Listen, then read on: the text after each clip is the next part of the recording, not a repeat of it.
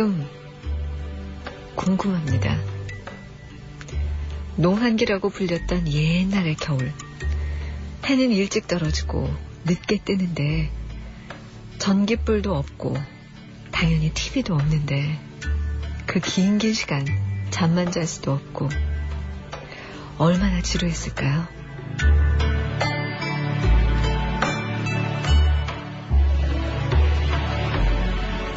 안녕하세요. FM 영화음악의 정은임입니다. 길고 지루한 겨울밤. 그래서 우리한테는 이야기 주머니, 할머니가 계셨는지도 모르겠어요. 매일 들은 이야기를 또 듣고 외울 정도로 듣고, 하지만 또 매번 이야기는 조금씩 달라지지요. 녹음도 아니고 매번 라이브니까 할머니 기분과 컨디션에 따라서 말이죠. 매일매일 버전이 달라지는 이야기. 할머니의 살아있는 이야기처럼 볼 때마다 들을 때마다 새로운 영화. 내게 새로 말을 거는 마음속의 영화. 여러분에게는 있나요?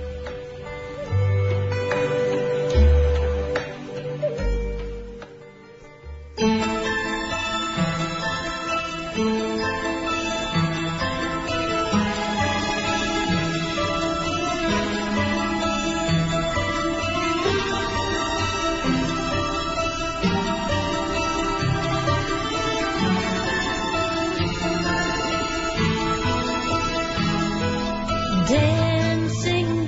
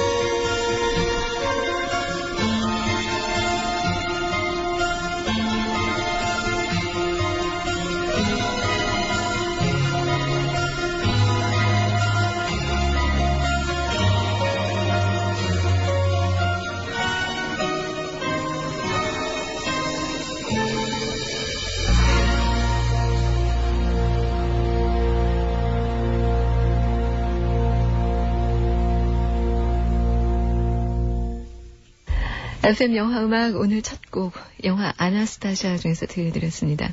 김상민 씨 들으셨어요? 신청하신 곡이었는데요.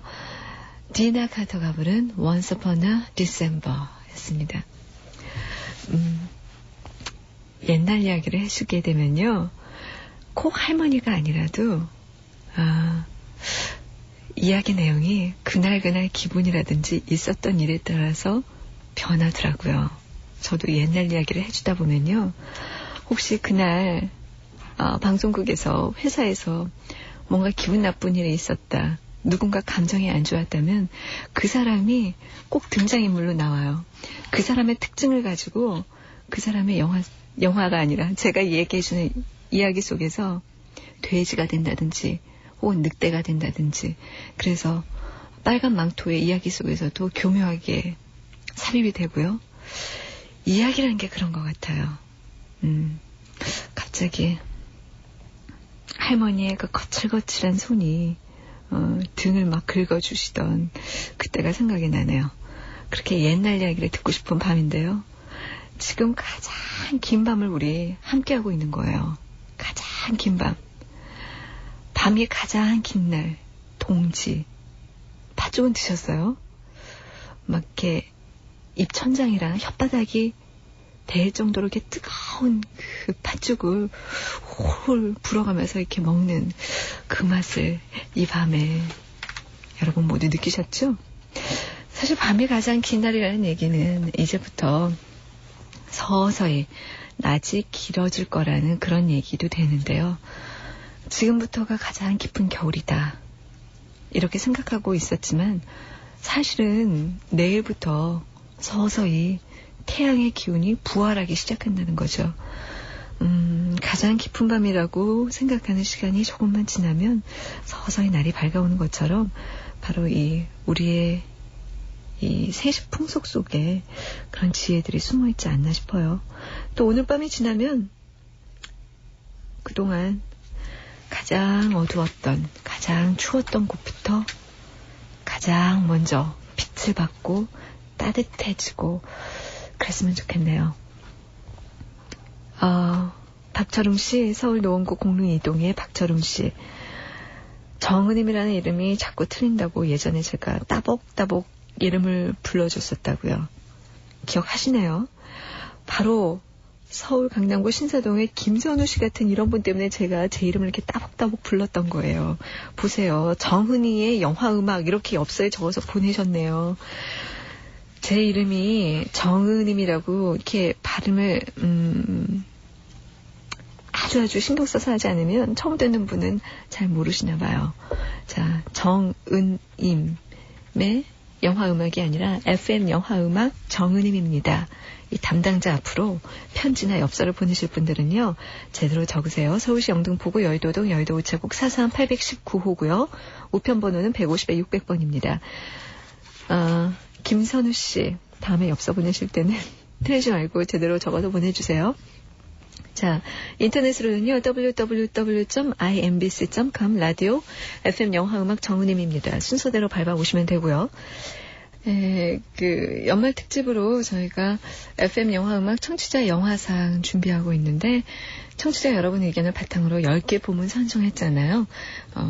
인터넷에 청취자 영화상 게시판에 오시면 여러분이 심사위원으로 참여하실 수 있습니다. 벌써 많은 분들이 아주 재미있고 발랄하고 참신한 의견들을 올려주시네요. 그리고 또 성탄 특집으로 귀로 보는 영화를 보내드릴 텐데요. 성탄절 새벽에 귀로 보는 영화 한 편이 배달이 됩니다. 기대하시고요. 자, 오늘 FM 시네마테크가 준비되어 있어요. 원래 내일 보내드려야 되는데 성탄 특집으로 저희가 이것저것 준비하는 바람에 미리 오늘 하루 앞당겨서 모셨습니다. 전주국제영화제 프로그래머 정수환 씨가 기다리고 계세요. 자, 서울 서초구 우면동의 송윤환 씨 소개팅 잘하셨어요? 궁금하네. 어떻게 잘하셨는지 모르겠어요. 그 영화를 보시고 나서 소개팅이 영화처럼 잘 됐으면 좋겠네요 하셨는데 영화처럼 소개팅이 잘 되는 경우는 거의 없죠. 0.001% 정도. 그래도 송윤아 씨는 좋은 소식을 좀 전해주세요. 기다릴게요. 정연우 씨, 누님 결혼하시는 날에 맞춰서 제가 노래를 못 들려드렸는데 삐친 거 아니죠? 제가 지금 신청곡 띄워드릴 테니까 기다리세요. 나병갑 씨도 함께 신청하신 곡, 바로 영화 홈 얼론 중에서 띄워드립니다. 홈 얼론 2편에 나온 음악 My Christmas Tree.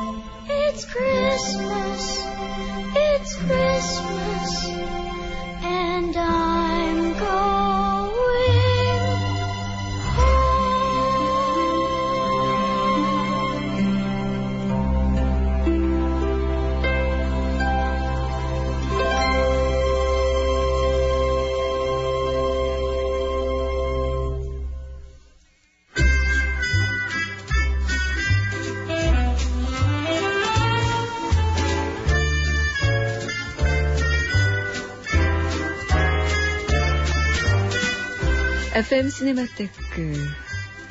오늘은요, 지난 한 달 동안 일본 영화의 모든 것을 알려드리고 싶었지만 아쉽게도 한 달 안에 다 마치지는 못하고 오늘 마지막 시간을 맞은 전주영화제 프로그래머 정수환 씨 모시고 일본 영화 속으로 들어가 보도록 하겠습니다.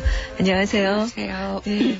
참 아쉬워요. 저희가 이 시네마테크를 한 달 단위로 하다 보니까 정 들려고 하면 헤어지고 정말 그러네요. 네, 좀 그리고 좀 재미있는 이야기를 조금 들을만 하면 헤어지고 그러는데 또 좋은 방법이 있어요. 다음에 또 한 달 또 모시고 한 달 또 모시고 그러면 좋을 것 같아요. 자, 오늘 정수환 씨는 어떤 일본 영화에 대한 이야기 준비해 오셨나요? 그래서 많은 일본 영화들을 소개하면서 지금 말씀하신 것처럼 한 달 동안에 어떤 얘기들 할까 많이 고민했는데요. 마지막으로 뭘 할까 좀 더 고민을 했습니다. 그런데 기본적으로 영화음악실의 애청자들의 층이 네. 어떤지는 정확하게 제일 잘 모르겠지만 아무래도 10대, 20대가 가장 많지 않나요? 그런 생각이 들어서 네. 그들이 가장 공감할 수 있는 청춘물은 마지막으로 한번 이야기를 해야 되겠다는 생각에서 일본 청춘물 이야기를 좀 하려고 합니다. 네. 그러니까 일본의 청소년 영화들이죠? 그렇죠. 예. 그러니까 그게 시기에 따라 좀 달라지는데 60년대는 이제 대학생들의 이야기가 주로였는데 근데 네. 조금 점점 가까이 예. 올수록 중학생, 고등학생 네. 이제 이렇게 초등학생까지 내려오는 것 같아요. 예. 일본 청춘 영화는 어떤가요? 그러니까 전 세계적으로 영화 안에 청춘물이라는 그런 한 하위 분야는 분명히 있는 것 같아요. 예. 그런데 일본의 청춘 영화는 어떤 독특한 그만의 색깔이 또 분명히 있겠죠? 예, 그래서 뭐 청춘물이 일본만의 특징은 아니지만 일본의 청춘물이 어떤 특징을 가지고 있냐를 좀 알아보려고 해요. 네. 아까도 말씀드린 것처럼 애청자들의 층도 생각했지만 사실은 90년대 들어서 일본에서 그 전부터도 계속해서 청춘물이 있어 왔지만 조금 더 특별한 관심을 받게 된 것이 아닌가라는 생각이 들었어요. 그런 것 중에 하나가 90년대 들어오면서 일본으로부터 원조 교제라든지 네. 또 뭐 시부야 현상이라고 하는 시부야 현상. 예, 일본에 이제 젊은 아이들이 가장 많이 모이는 시부야에서 항상 네. 일어나는 일들을 네. 시부야 현상이라고 하는 조어가 생겨난다든지 또는 고베 중학생 사건이라고 해서 혹시 기억하시는 분들 계신지 모르겠지만 중학생이 고양이의 목을 잘라서 걸어놓는다든지 이런 식의 굉장히 엽기적인 네. 사건들을 중고등학생들이 일으키는 사건들이 굉장히 연이어서 일어났어요. 그러면서 그것과 더불어 이제 일본에서는 등교 거부 학생이라고 하는데 이런 학생들이 굉장히 많이 증가하고 그다음에 실제로 아이들에게 맞거나 네. 퇴직을 하거나 하는 선생님들의 숫자가 늘어나고 이러면서 청소년 문제가 90년대 들어서 굉장히 가시화되는 어떤 현상이 되었어요. 네. 그것과 더불어서 아무래도 대중적인 어떤 매체들이 주로 다루게 되는데 그것이 아주 두드러진 건 사실 텔레비전이었어요. 텔레비전에서 98년도 GTO라든지 이런 것들이 불량 학생들의 어떤 고민들을 직접적으로 드라마화하면서 네. 사실은 어른들이 아이들의 세계를 이해하지 못한다는 거지요. 그런데 거기에 영웅 같은 선생님이 한 분 등장하셔서 그 아이들과 같이 이해하고 호흡해서 이제 잘 이끌어 나간다고 하는 행복한 결말을 맞는 그런 드라마들이 집중적으로 만들어지면서 모든 대중매체가 청소년에 대해서 관심이 좀 더 증대하게 되었죠. 이런 네. 것과 더불어 영화에서도 그런 것들이 꾸준히 등장했어요. 그리고 일본의 영화가 한국에 많이 소개되지는 않았는데 비율로 볼 때 의외로 네. 청소년물이 많이 그렇죠. 된 편이에요. 네. 그래서 오늘은 한국에 소개되어진 청소년 영화들을 대상으로 좀 그것들의 특징들을 살펴보려고 합니다. 예. 그러니까 최근에 일본 영화계에 있어서 어떤 청소년을 다룬 그런 청춘물이라는 게 강세인가요? 예, 어떤 강세예요. 지금 현재도 아마 드라마가 2편 이상 되는 걸로 알고 있고요. 거기서 스타가 된 탤런트들이 영화로 네. 들어가서 영화가 히트를 하는 그렇게 직접적으로 영화가 청춘물은 아니지만 그거 연결되는 네. 고리들이 보이는 그런 현상들이 나타나고 있거든요. 모든 트렌드에는 이유가 있잖아요, 사실. 그러니까 영화도, 우리나라도 조폭 영화, 로맨틱 코미디 여러 가지 이렇게 장르가 이렇게 변화되어 왔지만, 현재 일본 영화에 있어서 청춘물이라는 게 강세라고 한다면, 분명히 뒤에 어떤 사회적인, 문화적인 어떤 이유가 분명히 있을 것도 같아요. 예, 이제 여러 가지로 분석하는 사람들이 많은데, 일단 일본이 이제 고령화 사회가 되면서요, 아이들의 숫자가 적어지는 대신에, 적어지면서 굉장히 변화했다고 해야 되나요? 그러니까 네. 전통적인 생각을 가진 사람들은 굉장히 많아졌고, 사실은. 네. 그것과 대비해서 아이들 숫자가 적어지면서 달라진 어떤 특징들이 더 두드러져서, 네. 어른들이 보기에 아이들의 문제가, 왜냐하면 이게 비슷한 층이 많을 때는 그것이 굉장히 문제시 되지 않는데, 예. 오히려 너무 이 세대 차이가 많이 난다고 해야 되나? 그래서 아이들이 이해하지 못하는 층들이 많이 생겼다고 해야 되나요? 세대 간의 단절이 더 심해졌던 거군요. 심해졌고, 예. 그 다음에 뒤에서도 얘기 드리겠지만, 그러다 보니까 우리나라와 좀 다르게요, 지방에서 도시로 올라와서 혼자 사는 아이들이 굉장히 많아요. 예. 저희는 사실 대학교 다녀도 부모님들이랑 같이 사는 가족이라고 하는 게 네. 아직도 여전히 유효한데, 일본 사실 가족이 붕괴된 지 굉장히 오래됐거든요. 그러니까 혼자서 사는 아이들이 굉장히 많이 생기면서, 그래요. 문제들이 굉장히 많이 생기죠. 자, 그러면 영화 속으로 들어가 볼까요? 예. 이제 현재의 이야기들을 하기 전에 잠깐 일본의 청춘물의 역사를 잠깐만 짧게 살펴볼게요.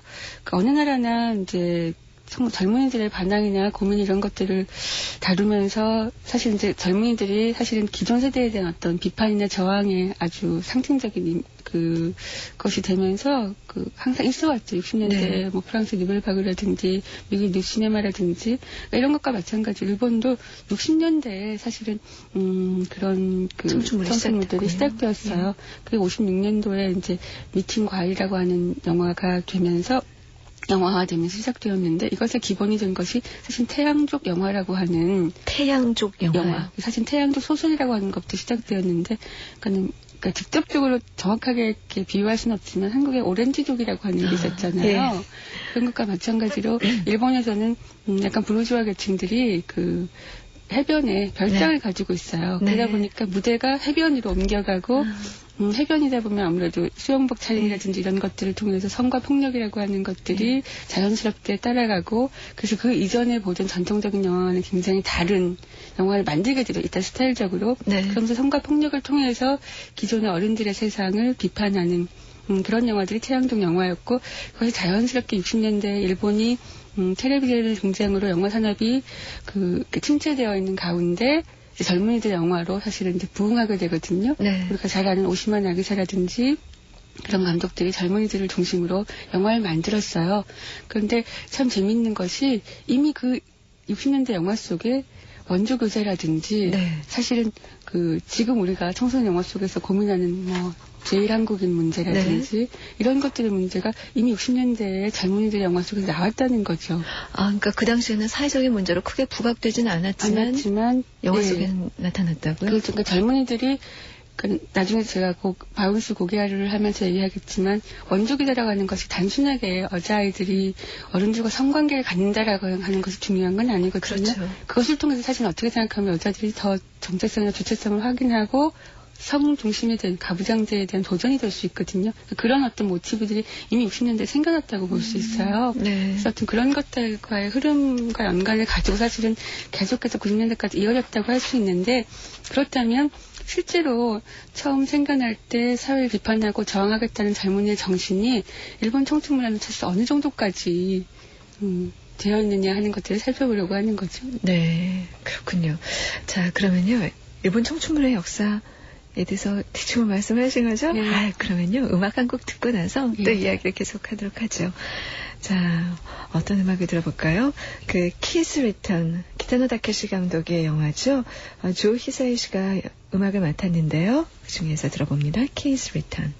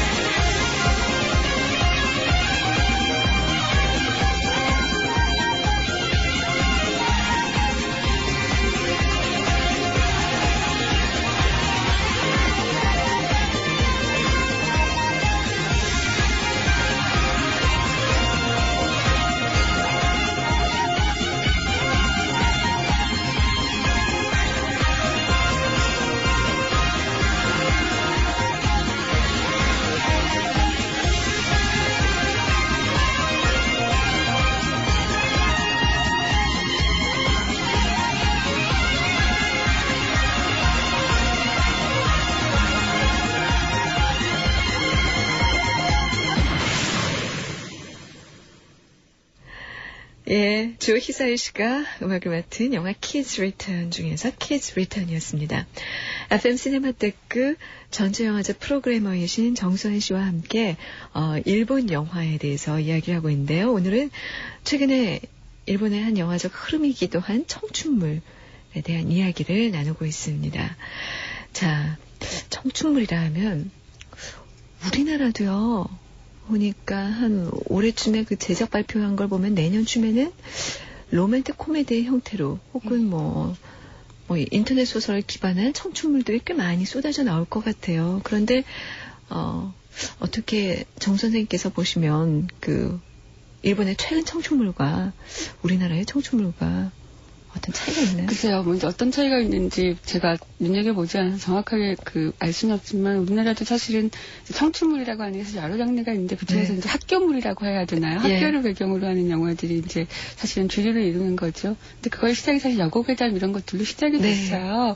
그 일본도 마찬가지로 이제 그 학교 괴담 이런 것들로 시작이 되었는데. 왜 학교로 들어가면 이렇게 무서운 이야기가 나올까요? 근데 그게 정확하게 한국과 일본이 같은 문화권에서 같이 시작되었는지는 잘 모르겠지만, 그 학교 안에는 자기들만의 공간 외에 뭔가 비밀스럽게 같이 가지고 싶은 공간들이 있는 것 같아요. 그래서 그런 것들이 예를 들어서 이제 무서운 공포의 것이 될 수도 있고 여러 가지 나타나는 것 같은 느낌이 들거든요.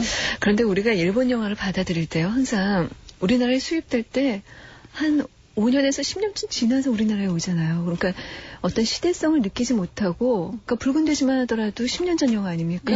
대부분의 일본 영화들이 그렇잖아요. 그래서 지금의 일본의 청춘물 말씀을 하시니까 또 그것들은 언제쯤 우리가 접하게 될까 또 문득 그런 생각이 들어요. 저도 참 일본 영화가 한국에서 잘 수용되지 않는 여러 가지 요인이 있지만, 그 중에 하나는 그런 시대가 좀 잘 비껴서 공감하지 못하는 부분도 있지 않나 하는 그런 생각은 들거든요. 예.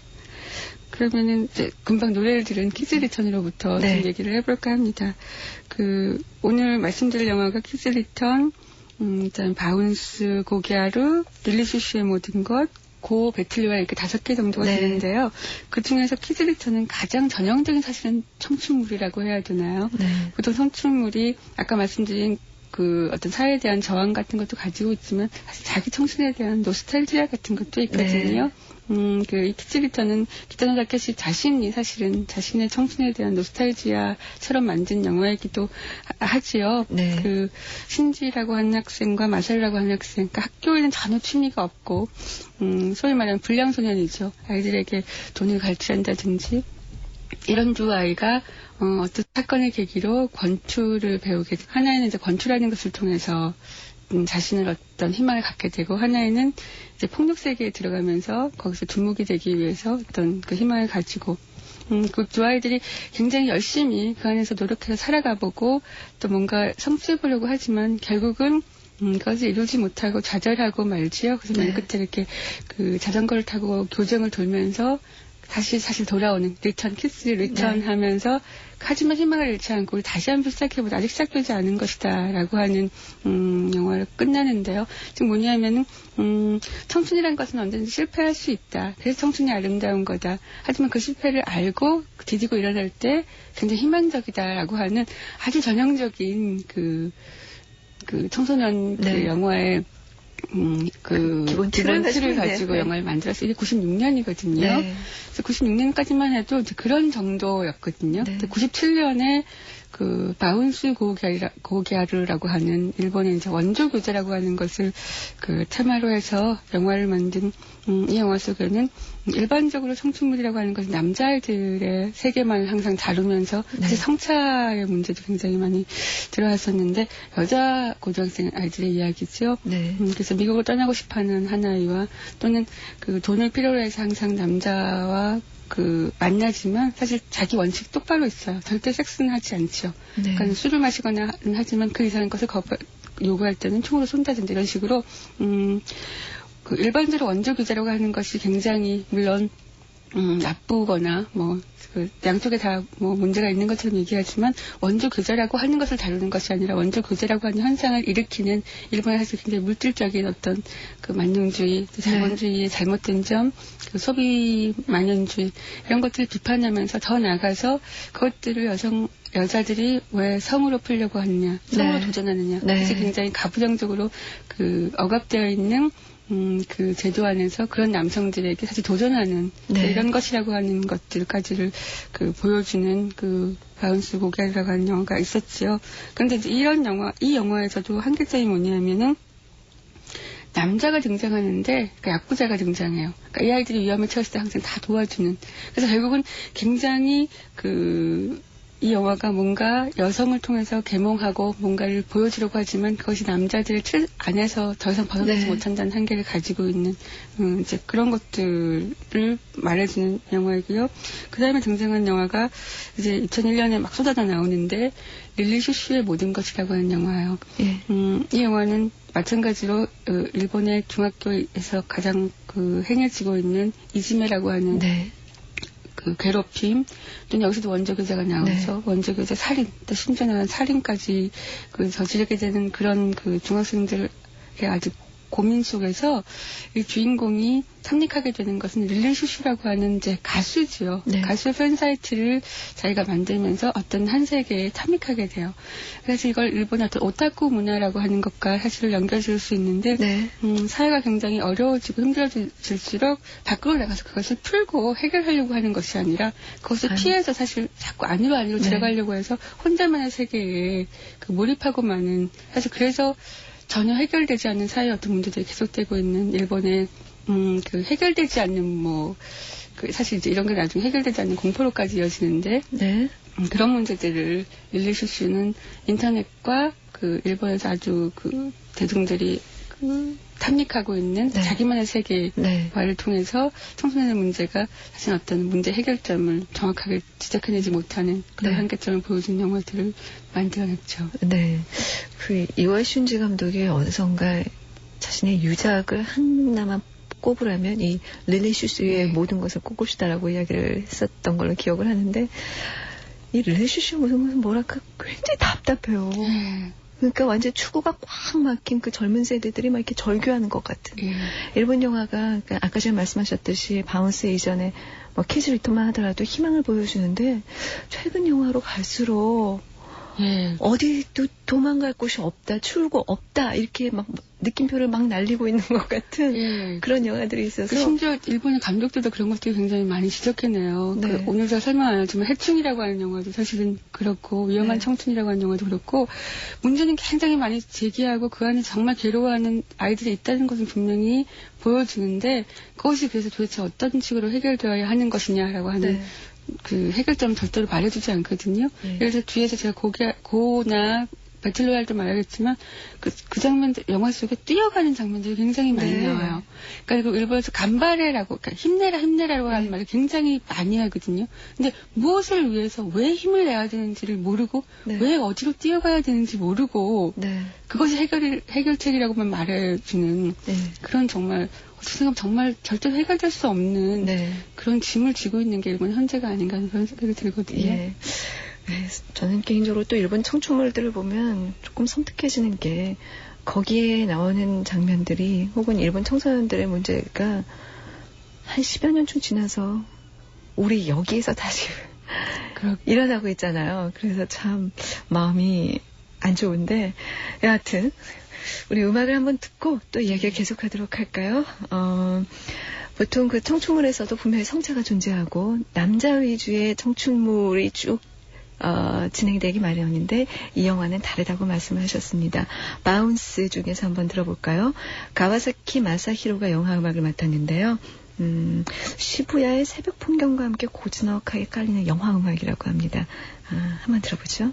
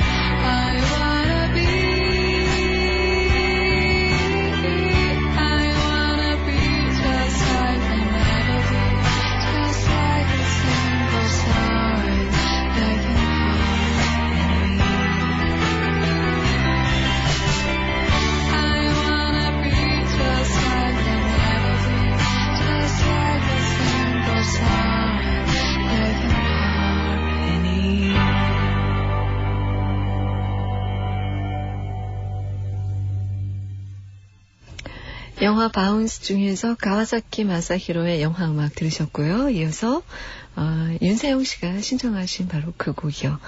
릴리 슈슈의 모든 것 중에서 사이버 가수 살리우가 부른 글라이드였습니다. 자, FM 시네마테크 전주영화제 프로그래머이신 정선 씨와 함께 최근에 일본의 청춘물 그 영화들의 경향에 대해서 이야기를 나누고 있는데요. 자, 어떤 영화들에서 그 최근의 경향을 또 살펴볼 수 있을까요? 이제 드물게 제일 한국인을 주인공으로 한 고를 먼저 좀 살펴보려고 해요. 그 우리나라 합작한 작품인가요? 예, 합작한 작품으로 알고 있어요. 예. 참 재밌는 것이 일본의 항상 자신을 비판하려고 할 때 항상 앞으로 내세우는 것이 제일 한국인이라고 하는 게 굉장히 재밌어요. 예. 60년대 청춘물도 그랬고, 그 감독들이 최근에 영화를 이제 60, 70 되셔갖고 다시 만드는데, 그분들이 다시 또 제일 한국인들을 영화로 소재로 하는 영화들 요즘 갑자기 좀 많이 일어나고 있거든요. 어떻게 보면 현실적으로는 전혀 한국인에 대해서 신경도 안 쓰지 않나요? 신경도 안 쓰는 게 아니라 오히려 더 억압이 강화되고 있어요. 사실은 강화되고 있으면서 영화 속에서는 오히려 자신들의 어떤 것들을 이제 세대가 변화하고 있다라는 것들을 앞으로 내세울 때는 항상 한국인을 등장시킨다는 게 사실 굉장히 모순이고 재밌는 부분이라는 생각이 드는데, 고은은 이제 사실 일본에서도 굉장히 인기가 있는 배우가 등장하고 이런 것 때문에 화제가 되기도 했지만, 이 영화를 보면은 사실은 한국인이라는 게 별로 중요하지 않아요. 그러니까 물론 스기에라라고 하는 주인공이 조총련계 학교를 다니다가 사실 이제 더 앞으로의 미래가 더 희망적으로 보기 위해서는 한국인으로 국적을 옮기고 사실은 이제 일본 학교로 들어가면서 일본인처럼 살아가지요.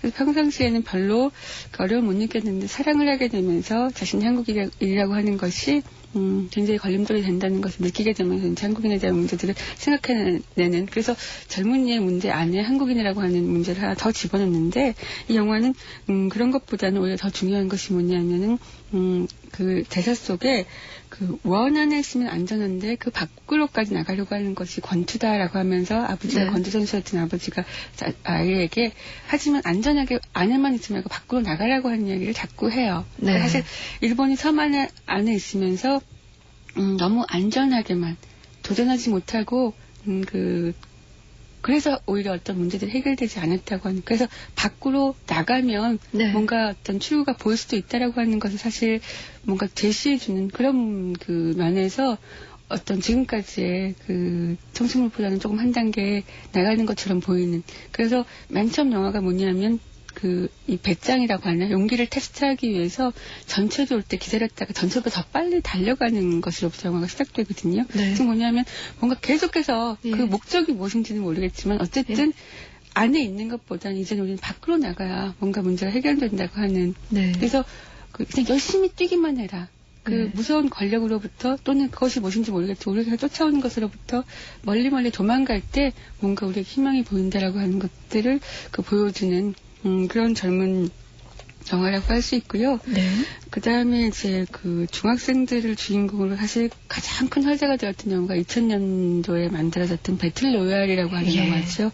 이것이 이제 2편까지 만들어져서 아마 내년쯤 한국에도 선보이는 것으로 알고 있는데, 배틀 로얄이라고 하는 것은 사실 설정은 가까운 미래라고 설정되어 있지만 그 안에 보면은 실업자가 1천만 명, 등교 거부 학생이 80만 명, 순직 교사가 1200명이라고 하는 자막이 처음 나오면서 시작되거든요. 즉 뭐냐면 사실은 현재 일본이에요. 현재 일본 속에서 그러니까 이 영화는 현재 일본 속에서 아이들에게 서로 싸우고 게임 같은 어떤 것들을 시키지만 그 시키는 사실은 근본적인 원인이 뭐냐면은 일본의 현실이 어렵게 된 것은 이제 어른들이 책임이 있다는 거거든요. 이 아이들은 우리와 똑같은 아이들이 되지 않도록 우리가 다른 조금 더 강하고 책임감 있는 아이들로 키워줘야 하는데, 그러기 위해서는 그런 어떤 생존 경쟁에서 살아남는 뭔가를 알아야 된다라고 하는 것이죠. 즉 뭐냐면 겉으로 보기에는 중학생 아이들이 어떤 생존을 위해서 자기들이 살아가는 어떤 방법을 찾아내는 것처럼 보이지만 그들의 고민이 아니라 어른들이 정해놓은 어떤 고민 속에서 이것을 해결하기 위해서 니네는 이런 식으로 앞으로 살아가야 우리와는 다른 세상에서 다르게 살아갈 수 있다라고 하는 것을 정해놓고 사실은 어른들의 상상 속의 아이들을 끌어들이는 네. 이야기거든요. 지금 뭐냐면 왜 아이들은 그 안에서 서로 죽이는 것만 어른들 시킨 대로 하고 말았을까? 네. 왜 그 자체에 대해서는 의문을 갖도록 더 나가서까 그런 젊은 영화가 만들어지지 못했을까? 그래서 사실은 한 번 더 비판할 수밖에 없는 그런 영화. 그러니까 5편을 쭉 보면서 결론적으로 말씀드릴 수 있는 거는 청춘물이라고 하는 것이 굉장히 사회 비판적이고 저항적인 어떤 요소를 가졌음에도 불구하고 일본 영화는 결국은 코미디나 모든 장르와 마찬가지로 네. 그럼에도 불구하고 어른들이 만들어 놓은 전체 체제에 저항하는 것이 아니라 그 체제를 조금 더 안정되고 더 좋게 만들기 위해서 우리가 어떻게 시키는 대로 뛰고 열심히 살아갈 것인가 하는 것들로밖에 이야기가 힘을 갖지 못한다는 것. 네. 이런 것들이 사실 문제인 거죠. 텔레비 드라마도 마찬가지예요. 그런 것들을 불량 소년들이 사실 정말 깨부수고 나오는 것이 아니라 어떤 새로운 선생님 영웅이 등장해서 그 아이들을 순화시키고 다시 좋은 아이들로 만들어가는 과정이거든요. 네. 근데 그런 어떤 한계들이 분명히 보이는 거죠. 정말 지난주에 말씀하신 일본 코미디 영화의 한계라는 부분, 풍자를 하되 철저하게 풍자하지 못하고 나중에는 전부 그래 다 좋은 게 좋은 거야 라는 식으로 그냥 무마되고 마는 그것이 이런 일본 청춘물에서도 그대로 드러나는 것 같은데 그게 일본 사회의 모습이겠죠? 모습이에요. 혹시 우리들의 일그러진 영웅이라고 네. 하는 영화와 굉장히 비슷한 소년시대라고 하는 일본 영화가 있어요.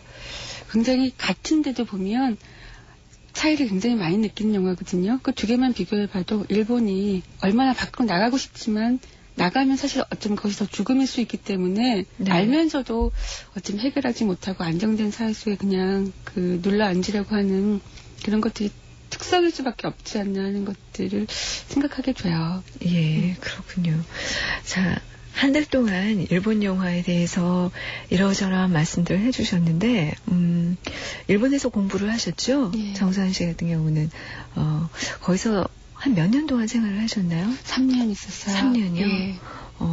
거기 계시니까 어떤가요, 정말? 그러니까 일본의 문화나 사회가 예. 지금 얼핏 보면 일본 영화가 얼굴이나 생김새는 비슷한데 예. 우리와 문화적으로 안 맞는 부분들도 있고 예. 예. 그런데 이제 저는 처음에 갔을 때 그런 말을 굉장히 많이 들었어요. 일본 사람들이 정이 없기 때문에 다른 나라에서 공부하는 것보다 굉장히 외로울 거다.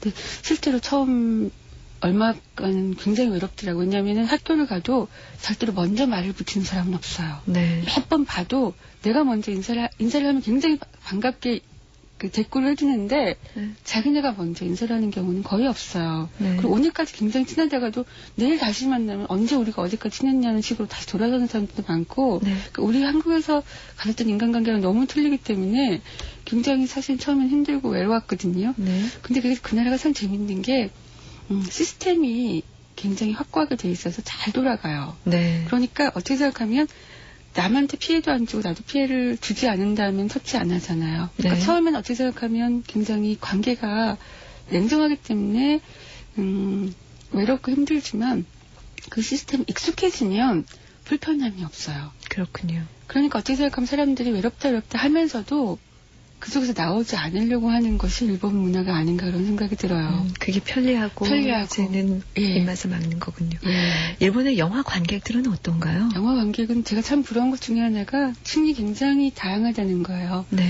영화를 보러 가면 예를 들어서 젊은 영화면 젊은 사람들만 올 것 같은데 젊은 영화에도 가보면 관객이 할아버지서부터 어린 아이까지 네. 그러니까 모든 관객이 모든 종류의 영화를 같이 호흡하고 있다고 해야 되나요? 그래요? 네, 그게 굉장히 놀라운 것이에요. 어떻게 그게 가능할까요? 그러니까 자신에게 어떤 익숙한 거 혹은 네. 공감이 갈 만한 것들을 보게 마련이잖아요. 할아버지가 청춘물을 보는 청춘물을 거다. 보러. 그러니까 예를 들어서 이런 거죠. 우리도 왜 옛날에 먹은 것을 나이가 들어도 먹게 되잖아요. 아, 예, 알겠어요. 그러니까 이제 그런 것 같아요.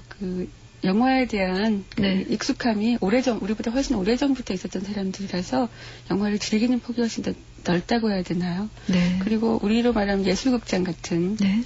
극장에도 한 100석, 200석 정도밖에 안 되는 영화관을 가도 사실 저는 공부를 하기 때문에 일부러 이제 별 재미없는 영화, 이상한 영화 다 찾아가서 네. 보게 되잖아요. 그럼 이런 영화 사람이 없을 거라고 생각하고 가는데도 꽉 차 있어요. 네. 그러니까 이제 이런 말이 있죠. 일본은 층을 생각하고 영화를 만들면 확실히 된대요. 요 영화를 만들면 만약에 뭐 10만이 든다. 네. 10만이 들 만큼 예산을 가지고 영화를 만들면 되는 거죠. 그게 가능한 나라. 그러니까 예측한 대로 되는 거군요. 예, 예측한 대로 되는 게 굉장히 많은 나라. 그리고 예. 참 재밌는 게 어찌 생각하면 팬이 의리가 있다고 해야 되나요? 예. 그러니까 한 번 좋아하기가 힘들지 한 번 예. 좋아지면 잘 안 버려요. 예. 가수든 탤런트든 배우든. 네. 그러니까 정상에 한번 올라가면 사실 내려오기는 더 힘들다는 거죠. 네. 계속해서 사주니까. 예. 그 참, 연예인들이나 배우들에게는 반가운 소식일 것 같은데. 그래서 그게 어떻게 생각하면 참 재밌는 부분인데요. 내가 뭐 A의 팬이다. 그럼 네. 그 A가 영화에 나온다. 근데 그 영화가 사실은 실제로 만들어졌더니 굉장히 재미가 없는 영화다. 네. 그래도 나는 팬이면 가서 본다는 거죠. 네. 그게 지가 상관없이. 네. 예. 그게 일본 영화 발전에 도움이 되는 건가요? 아닌가요? 실제로 도움이 되죠. 그래요? 일본 그래도 영화계는 요즘에 어떤가요? 일본은 영화계는 오히려 그는 굉장히 힘들다 하면서도요. 관객은 늘었어요. 네. 예, 관객은 늘고 있고 여전히 꾸준히 영화는 만들어지고 있고요.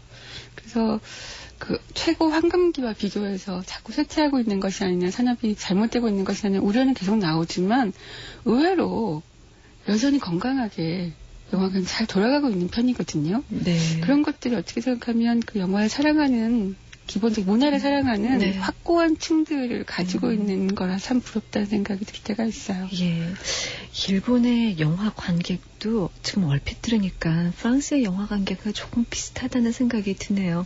홈리스도, 그러니까 거리의 네, 불황인들도 극장에서 영화를 보는 그런 프랑스의 영화 문화에 대해서 예전에 한번 들은 기억이 있는데, 그렇군요. 그런 관객이 그 위에 영화에 그 건강한 힘을 주고 지속 가능한 어떠한 그 든든한 버팀목이 된다는 그런 생각이 생각이 드는 게요. 일본이 전 세계에서 영화가 제일 비싼 나라예요. 네. 그래요? 예. 얼마 정도 되나요? 18,000, 우리나라 돈은 한 18,000원 정도 하거든요. 예.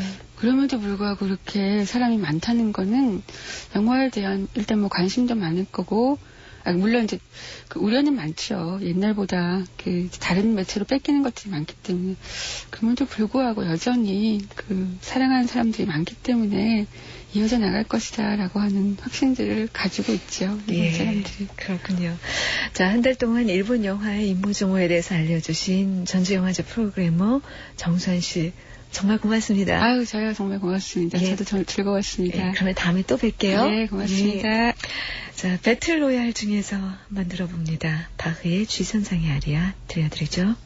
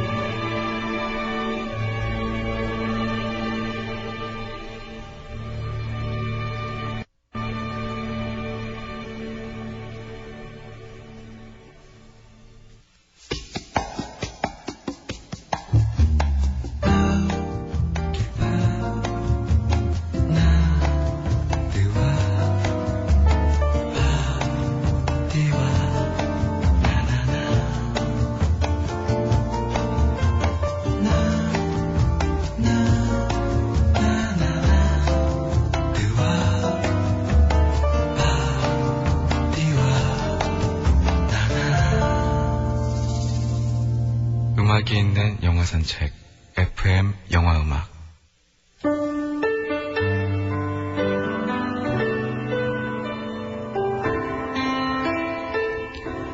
음악 속에 떠오르는 얼굴이 있다는 것은 참 행복하기도 하지만 어쩔 때는 슬프기도 하죠.